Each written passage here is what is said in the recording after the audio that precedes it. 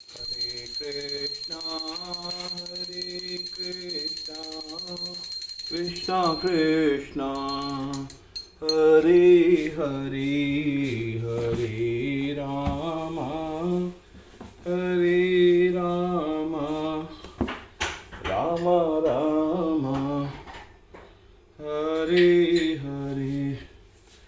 गोविंद बोलो हरि गोपाल। आज हम श्रीमद् भागवतम के चौथे स्कंद का पेज 100 पढ़ने जा रहे हैं।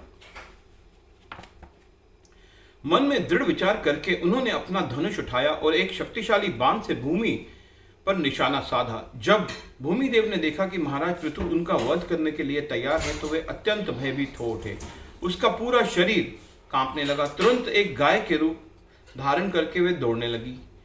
इसे देखकर महाराज पृथु को क्रोध बढ़ गया और उनकी आंखें उदित होते हुए सूर्य के समान चमकने लगी। बाण को धनुष पर चढ़ाकर महाराज पृथु गाय के रूप में भूमि का पीछा करने लगे। स्वयं की रक्षा के लिए भूमि सर्वत्र दौड़ रही थी, आकाश में भी और अंतरिक्ष में भी। अंततः जब उसने देखा कि वेनपुत्र के कोप से बचने का कोई मार्ग नहीं है, निस्सहाय होकर वह रुक गई। व्यथित हृदय से भूमि महाराज पृथु से भिक्षा मांगने लगी। महाराज, आप अपनी शरण में आए प्राणियों पर सदैव दयालु रहते हैं, कृपया दया करके मुझे छोड़ दीजिए। क्योंकि मैंने कोई पाप नहीं किया और मुझे समझ नहीं आ रहा कि क्यों आप मेरा वध करना चाहते हैं। आप धर्म के ज्ञाता हैं, आप इतने कुपित क्यों हैं कि एक अबला स्त्री का वध करने के लिए तैयार हैं। यदि किसी स्त्री से कुछ पाप हो जाए तो भी किसी व्यक्ति को उसे दंडित करने का अधिकार नहीं होता, फिर आप जैसे महापुरुष के विषय में क्या कहना, जो दीनहीनों के प्रति सदैव दयालु रहता है। महाराज, मैं एक शक्तिशाली नौका के समान हूँ, जिस प्रकार अन्य समस्त प्राणी निवास करते हैं। यदि आप मेरा ही वध कर देंगे तो फिर आप किस प्रकार अपनी प्रजा को गर्भोदक सागर में गिरने से बचाएंगे।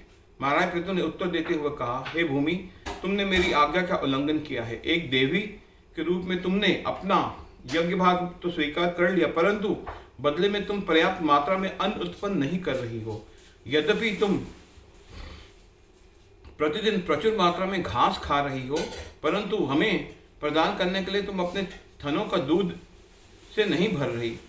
तुम इस सबसे अनजान नहीं हो और तुमने जानबूझकर यह अपराध किया है, इसलिए तुम्हारी मृत्यु होनी ही चाहिए। तुम्हारी बुद्धि भ्रष्ट हो चुकी है और इसलिए मेरी आज्ञा होते हुए भी तुमने औषधियों और अन्न के वे बीज नहीं दिए जो तुम्हें ब्रह्मा जी से प्राप्त हुए थे। तुमने उन बीजों को अपने अंदर, अपने उदर में छिपा रखा हुआ है। इसलिए मैं अपने बाणों से तुम्हारे शरीर के टुकड़े करके उसके मांस से अपनी प्रजा की भूख मिटाऊंगा।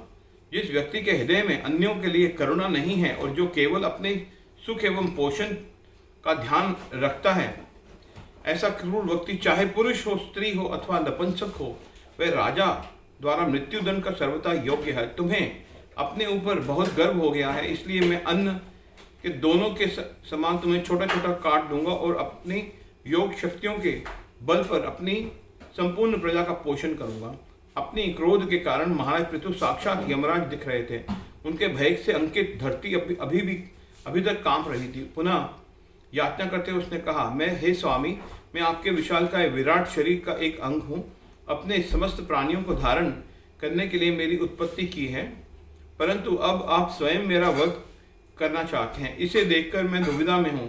कुछ समय पूर्व आपने वराह लिया था और गर्भोदक सागर की गहराइयों से मुझे उबार कर मेरी रक्षा की थी।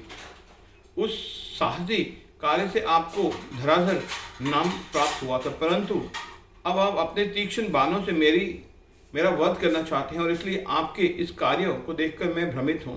धरती के प्रार्थनाएं सुनकर भी महाराज पृथु का क्रोध शांत नहीं हुआ। क्रोधवश में उनके होंठ अभी भी कांप रहे थे। इसे देखकर धरती ने पुनः आरंभ किया, हे नाथ, कृपया आप क्रोध को शांत करके मेरी याचना पर ध्यान दीजिए, क्योंकि जिस प्रकार मधुमक्खी प्रत्येक फूल के से शहद एकत्र करती है, उसी प्रकार बुद्धिमान व्यक्ति किसी भी स्रोत